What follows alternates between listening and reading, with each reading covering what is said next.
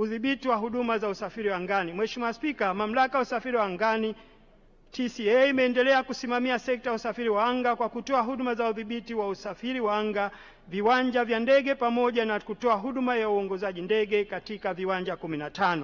Vile vile TCA imeendelea kutoa huduma za uongozaji ndege zinazoruka na kupita katika anga la juu la Burundi kwa urefu wa futi 24,500 kutoka usawa wa bahari, ambalo limekasimiwa kwa Tanzania na Shirika la Kimataifa la Usafiri wa Anga Duniani.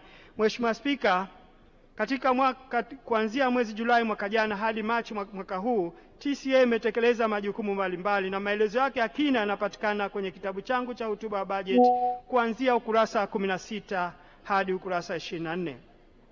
Udhibiti wa usafiri wa anga. Serikali ya awamu ya 6 imekamilisha ufungaji wa mfumo wa mawasiliano kwa njia ya sauti baina ya waongoza ndege na marubani katika viwanja 12 vya ndege na vituo 18. Mfumo huu umewezesha kuimarisha usalama wakati wa kutua na kuruka kwa ndege. Mheshimiwa Spika,